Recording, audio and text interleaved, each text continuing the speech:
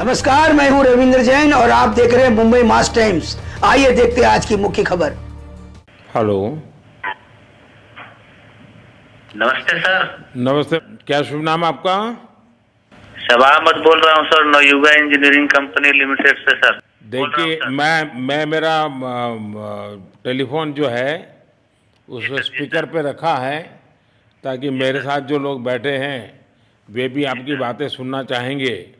सबसे पहले तो मैं सभी आपके और आपके सभी साथियों को बधाई देता हूँ। एक सुखरूप हम इतने संकट के बाद भी निकल पाए और मेरे लिए तो बहुत ही खुशी की बात है। मैं शब्दों में वर्णन भी नहीं कर सकता हूँ, वरना कुछ भी बुरा हो जाता तो शायद मन को इतनी कैसे संभाल पाते कहना कठिन था। तो ये केदारनाथ बाबा की, बद्रीनाथ भगवान की कृपा रही कि हम सब कुशल आप लोग आए हैं। और 16-17 दिन समय कम नहीं होता है। आप लोगों ने बहुत बड़ी हिम्मत दिखाई और एक दूसरे का हौसला बनाए रखा। ये सबसे बड़ी बात है, क्योंकि ऐसे समय यानी रेलवे के डिब्बे में भी साथ साथ चलते हैं तो कभी न कभी तो तू मैं हो जाती है, लेकिन उसके बावजूद भी आपने सारा धैर्य रखा। मैं लगातार जानकारियाँ लेते रहता था, मुख्यमंत्री जी से भी लगातार संपर्क में रहता था, मेरे पीएमओ के भी अफसर वहाँ आकर के बैठे थे, तो जानकारियाँ रहती थी, लेकिन चिंता तो कम होती नहीं है। जानकारियों से तो समाधान तो होता नहीं है।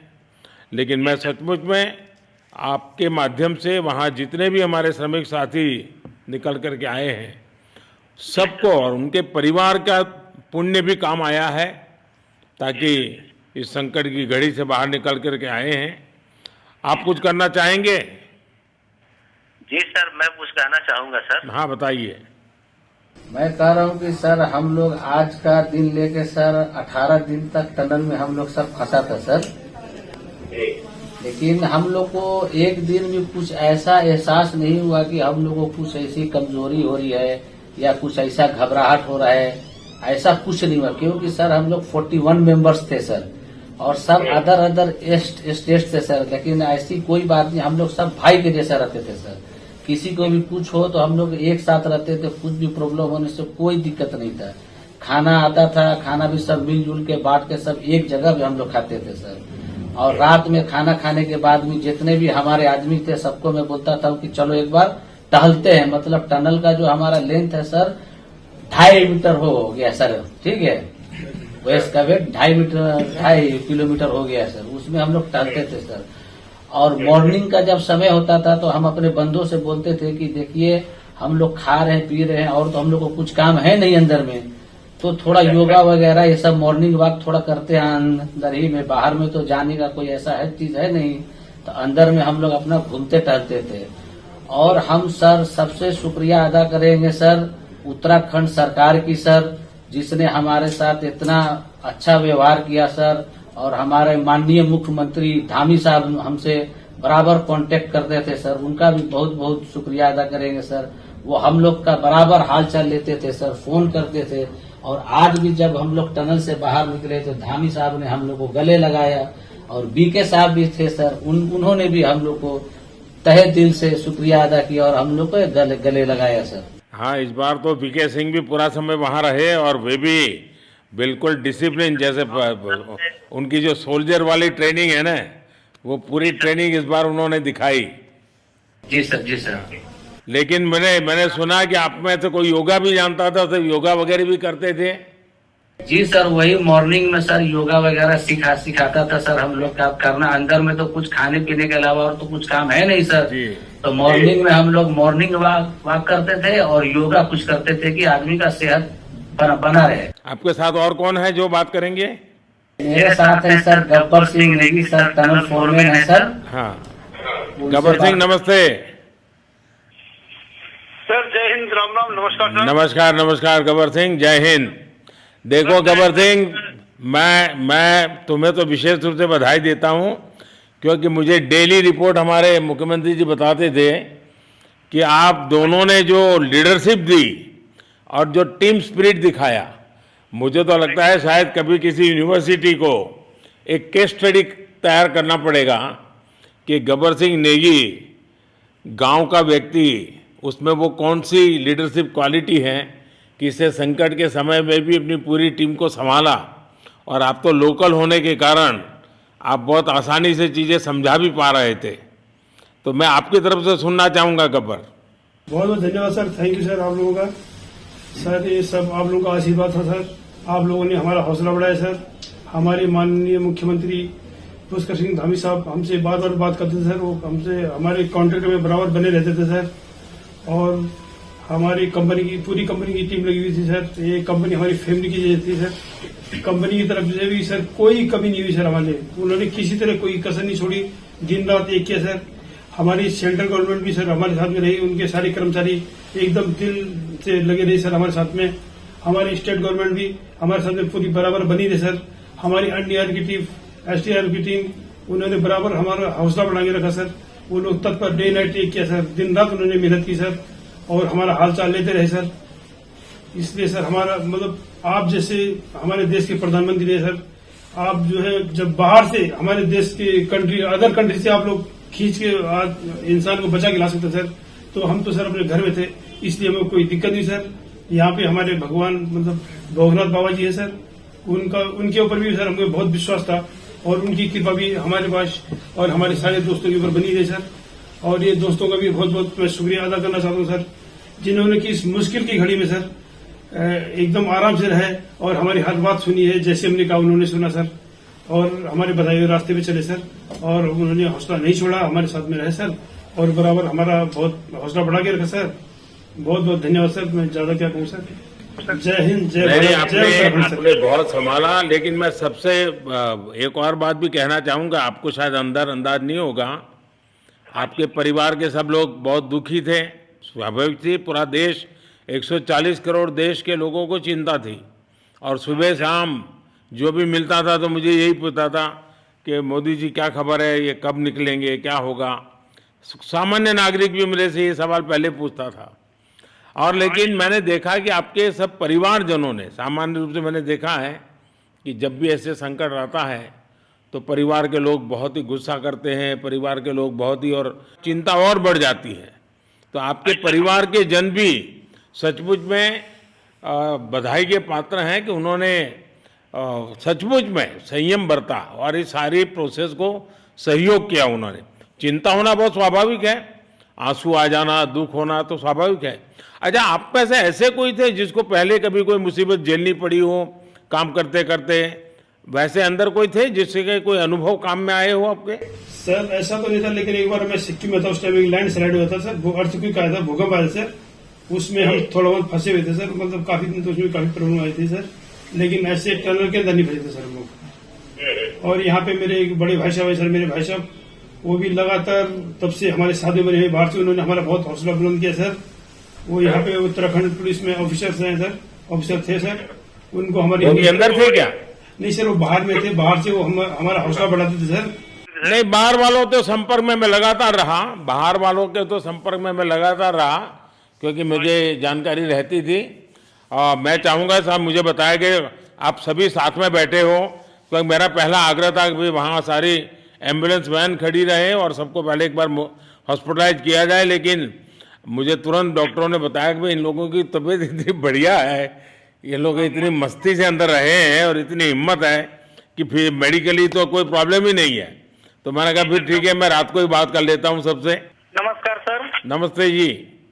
जी सर, मैं अखिलेश बोल रहा हूँ सर। अखिलेश कहाँ से हो? जी सर, मैं यूपी से मिर्जापुर से हूँ सर। मिर्जापुर से हैं, चलिए मैं भी यूपी वाला हूँ। जी सर, जी सर। अच्छा बताइए अखिलेश। जी सर। आपको क्या कहना है, बताइए। जी सर, हमको कहना है यही है सर कि हमारी जितनी भी टीम लगी हुई थी सर, पुष्कर सिंह धामी सर जो भी थे सर, बराबर हालचाल लेते रहते थे सर। हम लोग को हौसला हम लोग का सर बुलंद रहता था। बाकी अंदर में सर कोई खाने पीने की सर कोई कमी नहीं रहती थी।